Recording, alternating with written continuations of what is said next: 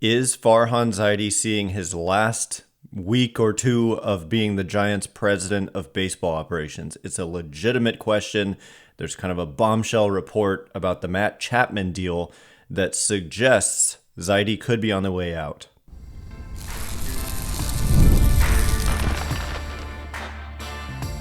You are Locked On Giants, your daily San Francisco Giants podcast, part of the Locked On Podcast Network, your team every day. Hello and welcome to Locked On Giants, part of the Locked On Podcast Network, where it's your team every day. My name is Ben Kaspick, and on the show we provide daily episodes Monday through Friday talking about the San Francisco Giants in a way that's data-driven and rational, but also simple, passionate, and accessible to all. I'm a former contributor for the baseball statistics and analysis websites Beyond the Box Score and Rotographs. I've been podcasting about the Giants since 2015 and hosting this show since the start of the 2019 season, and I'm a lifelong Giants fan. Thank you for making Locked On Giants your first listen every day. We're free and available wherever you get your podcasts, including YouTube, so check us out there if you have not already, and please hit that subscribe button wherever it is that you're following the show. This episode is brought to you by Prize Picks. Go to prizepicks.com/LockedOnMLB and use code all lowercase LockedOnMLB to win $50 instantly when you play $5. And coming up on today's show, a lot to get into with the Giants spiraling here. Bob Melvin said they were cratering, and that was before losing another game or two. So they've fallen to 72 and 78. That means they've got 12 games remaining.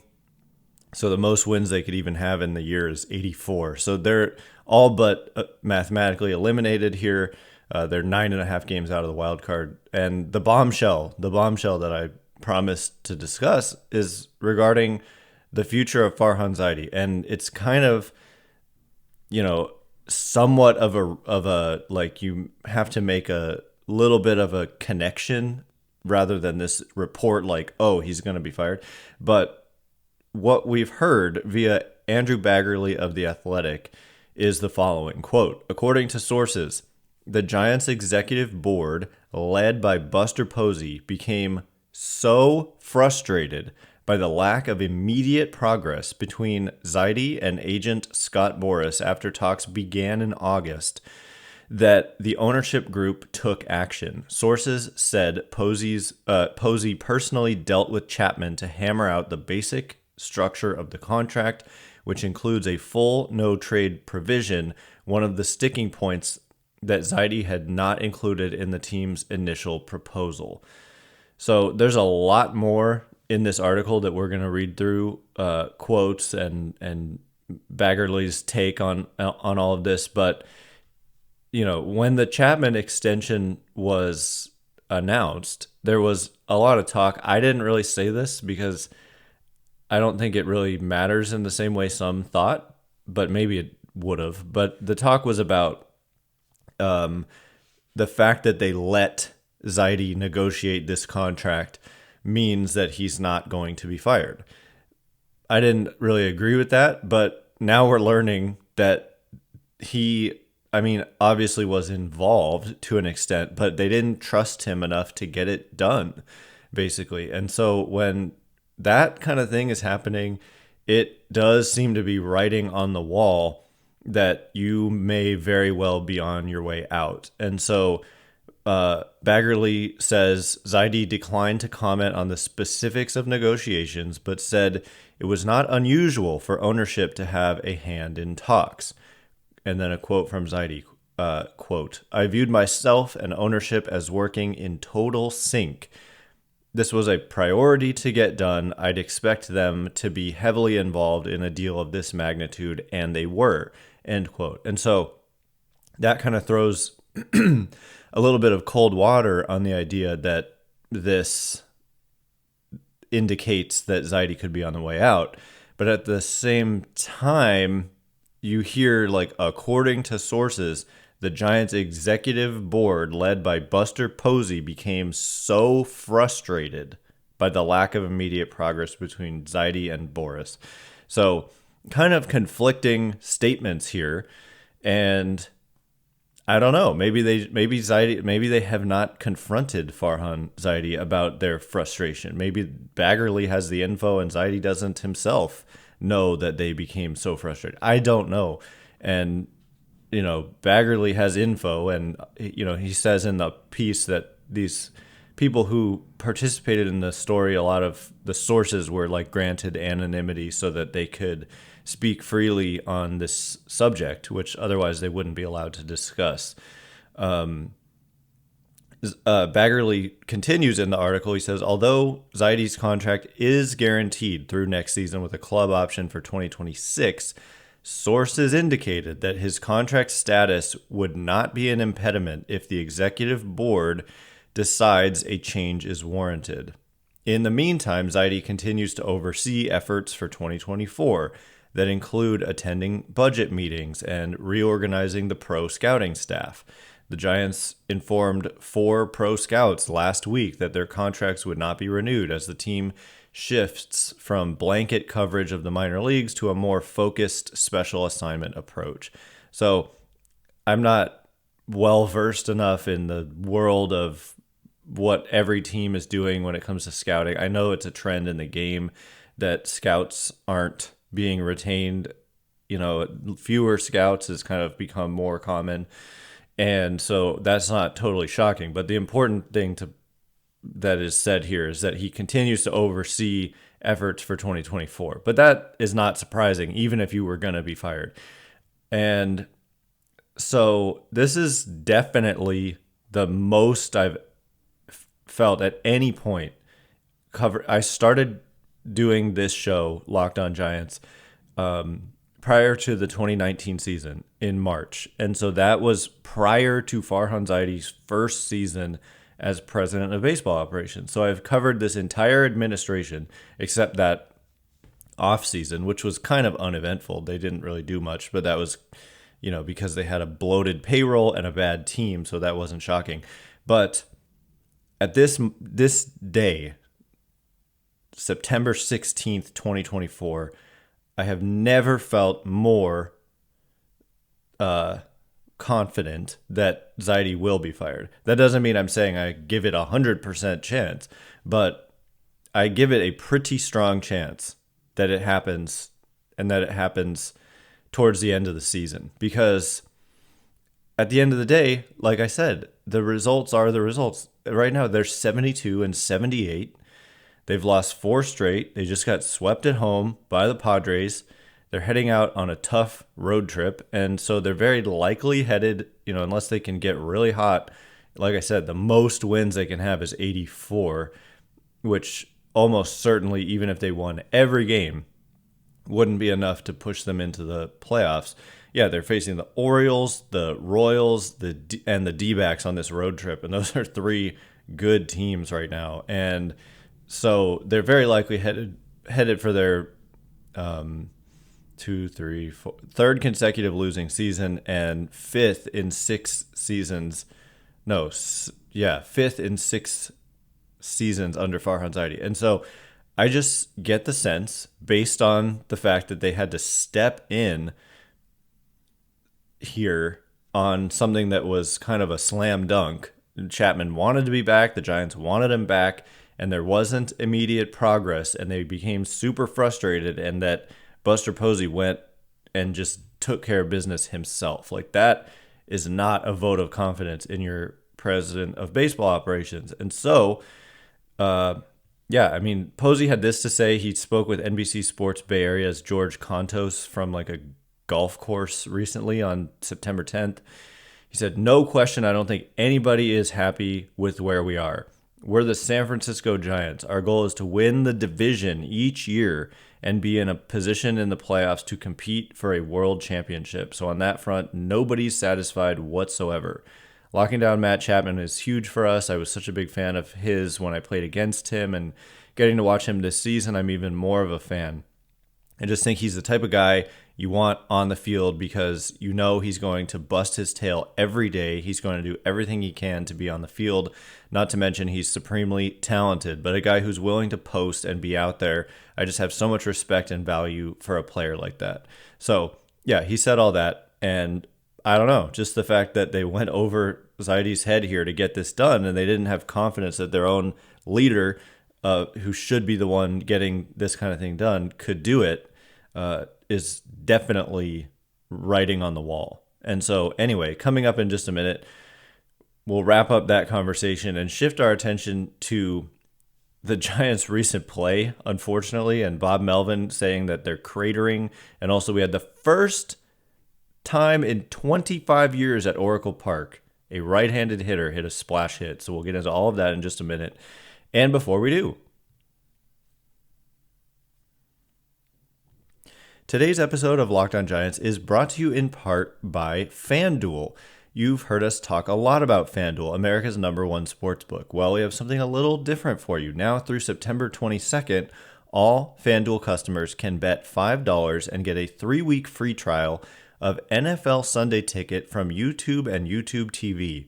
Then with a YouTube TV base plan, you'll be able to watch every regular season Sunday afternoon out-of-market game. All you need is a Google account and a current form of payment, and you can cancel anytime. Just visit FanDuel.com to download America's #1 sportsbook. And currently I'm looking at next week's 49ers odds. I know it was a rough one yesterday, but they're heavy favorites against the Los Angeles Rams.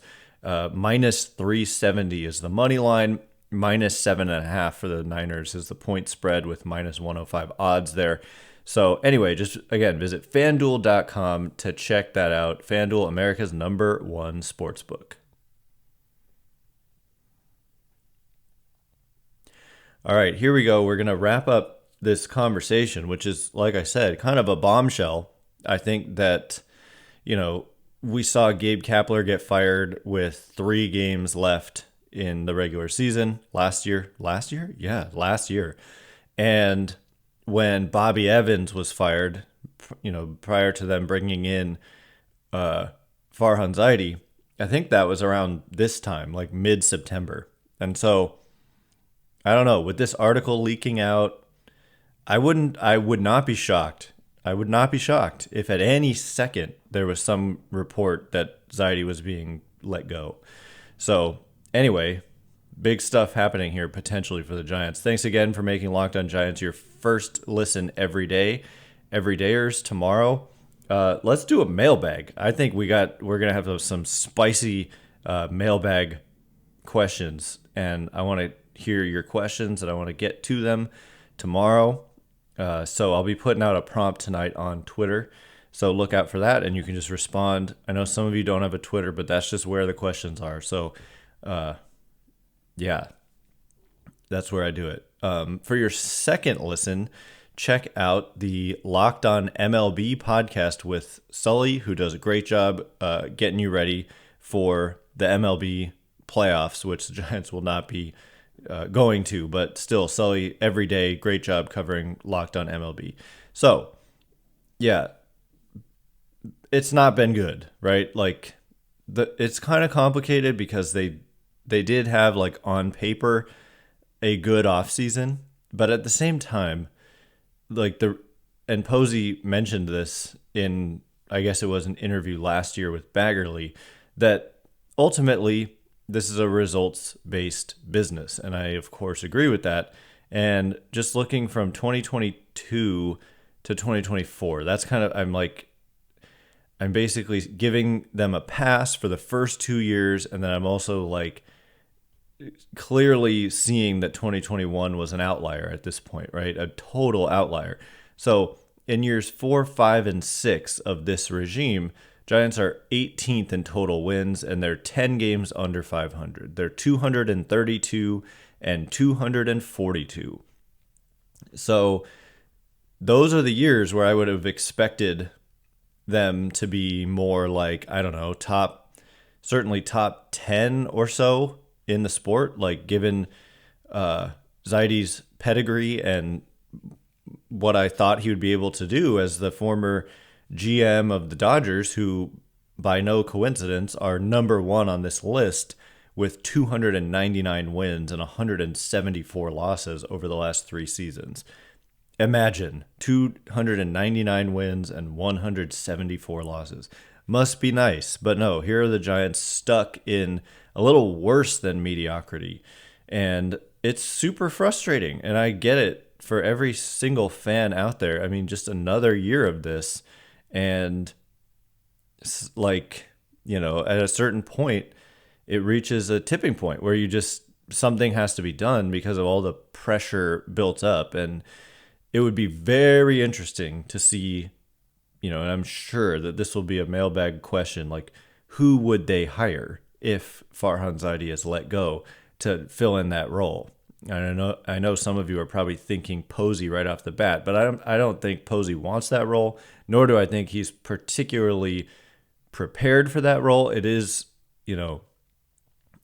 yeah, you can negotiate a contract, but there's a lot more that goes into completely leading the baseball operations side of things. But clearly, I mean, Zaidi just has not passed the assignment.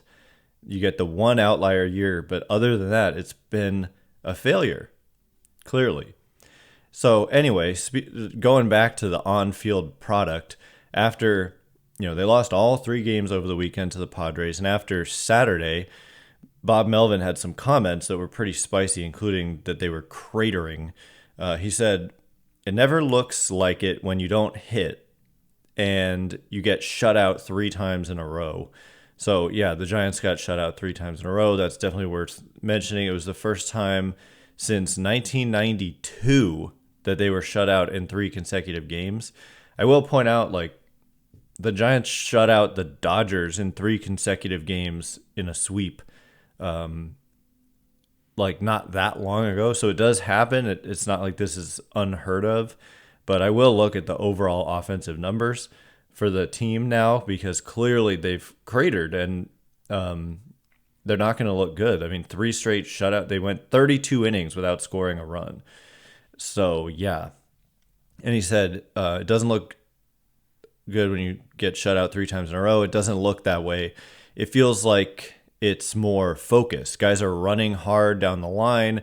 They're preparing for the game. It just looks awful when you're not hitting and you're playing awful defense. No excuses. It's unacceptable. It's the big leagues. It looks like the instructional league at times. When you're not in position on relays like we were in the first inning, it looks really bad at the big league level. I know we've got some guys playing out of position. Wisely's not a shortstop, even though he's played a good shortstop this year. Lucy's learning the position at second base, but still, that's not major league quality what we did tonight.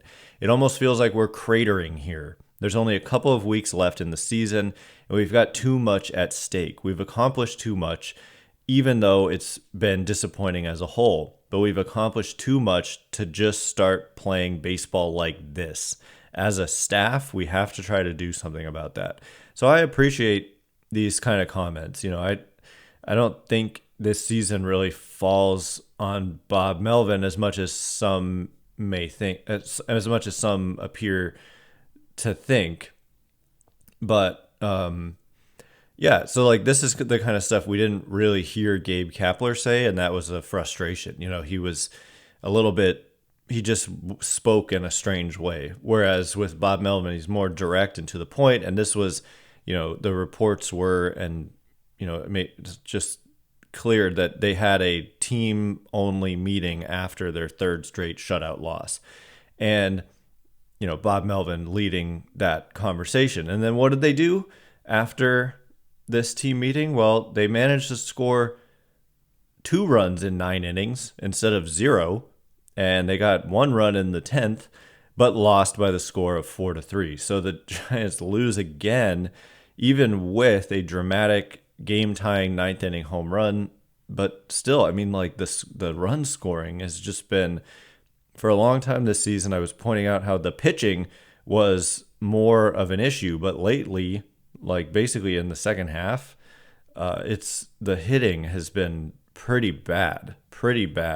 So on the season now, they have just been a few ticks below Major League average by measure of weighted runs created plus at 97, which, 100 is league average. So that really means 3% below average. Worst team in baseball is Chicago White Sox, 25% below average. So you're looking at that versus the Giants being 3% below average. So you could be a heck of a lot worse. But, if we look at second half, and certainly if we look at situational, they've done just really, really poorly in situational at-bats. But I do want to look at second half. Let's just see. And when they say second half, I do believe this is on Fangraphs that they're counting the All-Star game as the quote-unquote halfway point, but it's not. There's way more games before the All-Star game than after. But yeah, so the Giants, they're at 8% below average since the All-Star game. Again, I believe it's the All-Star game, hitting just 226 with a 288 on base percentage. Strikeout rate has jumped in that time all the way to 27%, which is second highest in baseball over that span. And so for the first half, let me just quickly recap mention what were they doing in the first half. They were exactly league average with a 100 weighted runs created plus, and their strikeout rate as a team was 22%. So to go from 22% to 27%, I'm not sure what exactly happened, but more playing time for certain players who have a tendency to strike out, like Tyler Fitzgerald, but he's been overall good, so I don't know. And if we look at that second half production, I do want to just kind of see who is playing well or not, who's really not playing well in the second half. And we've got Tyler Fitzgerald doing a great job, Matt Chapman doing a great job. Patrick Bailey has been atrocious in 43 games with a 13 weighted runs created plus, almost 90% below average. Michael Conforto has been below average. Let's see. There's going to be players who are really hurting that. Marco Luciano with a 6 weighted runs created plus. Brett Wisely with a 9 weighted runs created plus. Tyro Estrada was at 28. I mean, these are just atrocious. And even Lamont Wade Jr. has been below average during this time. And Heliot Ramos has been 15% below average during that time in over 200 plate appearances. A weighted runs created plus of 85, about 15% below average. So just a tough year. And I think ultimately, like Bob Melvin said, like we've accomplished too much. They haven't accomplished that much, to be honest. Like I think Heliot Ramos and Tyler Fitzgerald, their emergence paired with extending Matt Chapman, like that's the big accomplishment of the season. But other than that, you can't really point to all that many.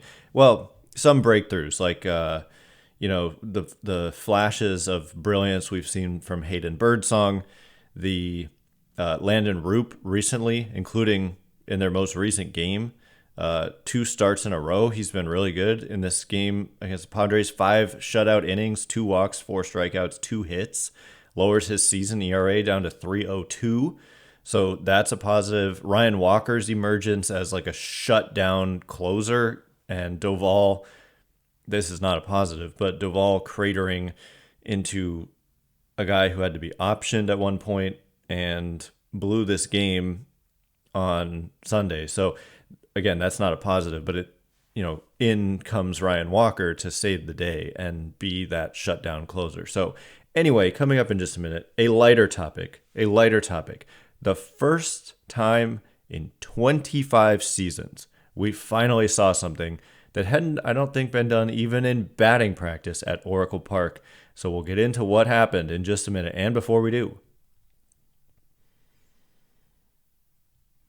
today's episode of Locked On Giants is brought to you in part by Prize Picks. Prize Picks is America's #1 daily fantasy sports app with over 5 million active members, myself included. Prize Picks is the easiest and most exciting way to play daily fantasy sports. Unlike other apps on Prize Picks, it's just you against the numbers. All you do is pick more or less on 2 to 6 player stat projections and watch the winnings roll in. You can now win up to 100 times your money with as little as 4 correct picks on Prize Picks. Prize Picks is the best way to get in on the action on sports in most states, including California. And just the last time I spoke to you about this, I my lineup that I played was Logan Webb more than 2.5 strikeouts on Friday, Luis Arraez more than half a total base, Grant McCray more than 1.5 strikeouts. So that one was successful, 62.50 to win 200, and that was successful. So I've had a ton of fun playing Prize Picks this season. Download the Prize Picks app today and use code LOCKEDONMLB and get $50 instantly when you play $5. That's code LOCKEDONMLB, all lowercase by the way, on Prize Picks to get $50 instantly when you play $5. You don't even need to win to receive the $50 bonus. It is guaranteed. Prize Picks, run your game. All right, here we go. We're going to get into something much more lighthearted, although even this took a little bit of a dark turn on social media. Thanks again for making Locked On Giants your first listen every day. Everydayers, tomorrow it'll be mailbag, not mailbag Monday, but mailbag Tuesday. And it's going to be spicy because like the season's essentially over from a contention standpoint. And we've got things like this news about Buster Posey. So it's going to be spicy and I look forward to that. And so, switching gears though to the happy news, which is that for the first time, possibly ever, like we don't officially know about every single batting practice session that's ever taken place at Oracle Park, but we had a right-handed hitter hit a ball into McCovey Cove on the fly in a game. I mean, it may have been the first time ever, like even not in a game. But Heliot Ramos, and it was a game-tying home run in the 9th, no less. And, amazing. The first time in this is the 25th season at Oracle Park, and it has never happened before. And so, Ramos was aware that no right-handed hitter had ever done it, and he wanted to be the first, and he is. And so it's just a good time to take a moment to appreciate the breakout season that Heliot Ramos has had, even though it has been a little bit of an overall struggle in the second half, like I mentioned, and his season numbers are down to just, 19% above average, whereas he was like 50, 60, 70% above average at certain points during the year. But definitely a breakout season for Ramos regardless, and this is just icing on the cake. And he said, quote, via MLB.com, I always knew that I had that Oppo juice, but it looks impossible just by looking at the wall and the weather here. I was like, I don't know, but I might be able to do it. I was always positive that I was going to do it, and I wanted to do it. This is a big organization. It has a lot of great legends and all that. For me to be the first one to do it, it's insane to me. And he went on to say, I saw the height and I knew I had it pretty good. I knew no righty has ever done it. So it was always something that would be special if I did it. And this is where it gets a little dramatic. I believe this is Maria Guardado writing this piece on MLB.com. Yes, it is. SFGiants.com. She says, the ball was recovered by kayaker Dave Edlund, better known as McCovey Cove Dave. So Ramos said he wasn't sure if the Giants would be able to get it back. Edlund recently refused to give back a ball Braves outfielder Michael Harris the second hit into the water because it was the first splash hit grand slam he'd managed to receive. So Ramos said, I can ask for it, but I don't know. I've got to see what they're going to do. They're going to ask for it. And Ramos ultimately said, it's a great day. We lost, obviously, but it's a special day because I did that. It's a good accomplishment for me. So I'm glad he can, have that attitude. Like, I think he's earned the right to say something like that, even though they lost, because, it'd be one thing if they were like 2 games out of a wild card spot and to say it was a good day, they're 9.5 back with like 12 to play. So I have no problem with him saying it's a good day because he hit in fact, like, that's the only thing that made this game like enjoyable. Well, Land of Roop was good, but like that was the best thing. It was just like a cherry on top of what's been a good breakout season for the 25-year-old Ramos, who's hitting 267, 321 on base, 469 slugging, just solidly major league caliber numbers across the board. And I think he's looked much better once they moved him out of center field. He, in his career, has put up, this season, let's just say in left field, +6 defensive runs saved, +1 out above average. He was at -14 defensive runs saved in center this season. He's also at +2 defensive runs saved and +1 out above average in right field. So corner outfield, he's put up +8 defensive runs saved, +2 outs above average this year versus very negative in center. And that passes the eye test for me. That's what I've seen out of Heliot Ramos. So anyway, huge congrats to Ramos. And then, the drama, don't let me forget, was Andrew Baggarly went off on McCovey Cove Dave, essentially, for this basically refusing to give the ball to Ramos. So I didn't even mention that. But McCovey, I got to search for Baggarly on Twitter. Baggarly says... okay, so Steven Risotto, my buddy of, who does he write for? SF Bay, said, McCovey Cove Dave says he wouldn't give the historic splash hit ball back to the Giants after he says recent negotiations didn't go well, but he would share it with Cooperstown. Share it is I'm curious what that means. And then Dave is quoted as saying, "It's my most precious ball. I've worked over 20 years for it." And then on Twitter, 11 hours ago, so last night on the 15th, Baggarly said, "Sorry, Dave, but you're a grifter and an attention seeker. Congrats. Now you have more attention. I hope it's everything you ever dreamed of." And then an emoji of a splash, like the little water splash. So spice, shade being thrown by Baggarly here, and I'm here for it. I'm here for a little drama. We do a daily podcast on the Giants, and this team has been bad, and so getting to talk about something interesting, and I don't know.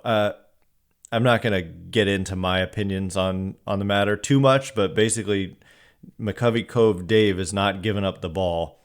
Curious what it means to share it with Cooperstown. Maybe let them have it for a little while. I don't know what that means. I'd like to know before I could comment on that. So anyway, you can reply to that tweet. I read all the replies. Very, very polarizing. Some people totally agree. Some people totally disagree with Baggarly. It's very interesting. Anyway, that is all the time we have for today. Thanks again for making Locked On Giants your first listen today. For your second listen, find Locked On MLB. Prepare for the Fall Classic with Sully, who has it all covered every single day. Find Locked On MLB on YouTube or wherever you get your podcasts. And a reminder, you can catch every pitch of the Giants' hometown broadcast with SiriusXM. Just download the SXM app and search the word Giants. Once again, my name is Ben Kaspick. Check me out on Twitter or X at Ben Kaspick, Kaspick. If you like this show, please consider rating it or leaving a review. It helps me out so much. So thank you in advance, and thank you to everyone who's done so already. I can't wait to be with you again tomorrow for our spicy mailbag. So thanks again for listening today. You are now Locked On Giants.